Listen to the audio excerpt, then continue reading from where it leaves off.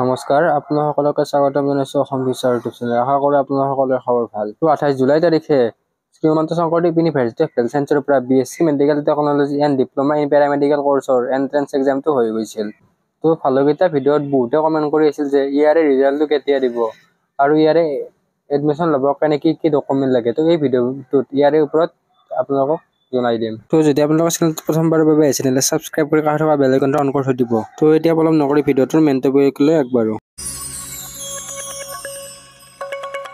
Srimanta Sankardev university of health ছায়েন্সৰ BSc medical technology and পেৰামেডিকেলৰ ৰিজাল্টৰ কথা ক'বলৈ গ'লে ইয়াৰ ৰিজাল্টটো প্ৰায় 20 পৰা 25 দিনৰ ভিতৰত দি দিয়ে।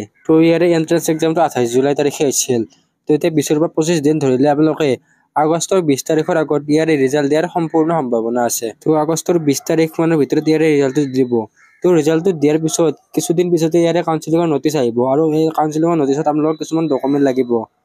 এই ডকুমেণ্টবিলাক বনাওঁতে আপোনালোকৰ সময় লাগিব। সেইকাৰণে এই ভিডিঅ'টোত চাই ল'ব কি ডকুমেণ্ট লাগে। আৰু ইয়াৰে BSc medical technology and diploma in পেৰামেডিকেলৰ এণ্ট্ৰেন্স এক্সাম এটাই হৈছিল।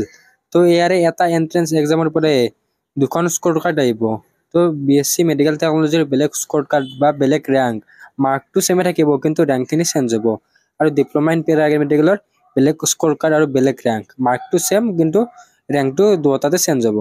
BSc মেডিকেল টেকনলজি বা ডিগ্ৰী কৰ্চটোত এডমিশ্যন ল'বৰ কাৰণে আপোনালোকে বেছি মাৰ্ক পাব লাগিব আৰু পেৰামেডিকেলত কম মাৰ্কতে চিট পাব। আপোনালোকৰ মাজলৈ এখন কম খৰচতে B.Pharm D.Pharm পঢ়িব পৰা কলেজ লৈ আহিছোঁ। এই কলেজখন বাংগালুৰুত অৱস্থিত। কলেজখনৰ নাম হৈছে Rajputana college of pharmacy.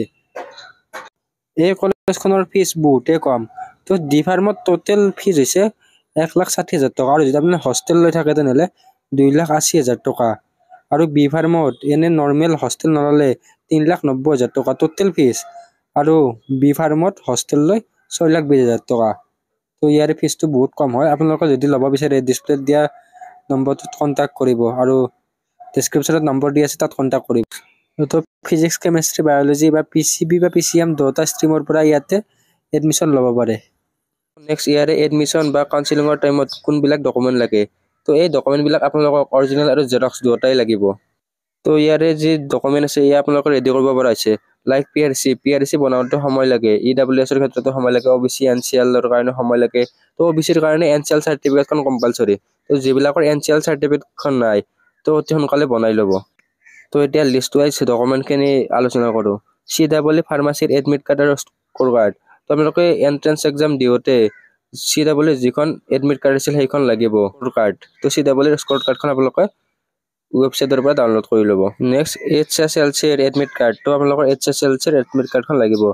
Next আপোনালোকৰ মেট্ৰিকৰ পাছ চাৰ্টিফিকেটখন লাগিব আৰু মাৰ্কশ্বিটখনো চেক কৰে।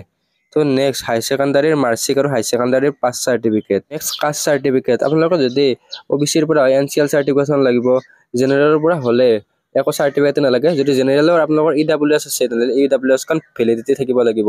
EWSখন বনাই ল'ব। Next PRC permanent resident certificate. PRCখন লাগিব। আপোনালোকৰ যিখন PRC আছে সেইখন বনাই ল'ব। আৰু যদি আপোনালোকে ভাবে PRC ঠাইত এফিডেভিট বা কিবা বেলেগ চাৰ্টিফিকেট দিলে হ'ব নাই, নহ'ব। আপোনালোকৰ যিখন PRC আছে সেইখনে লাগিব।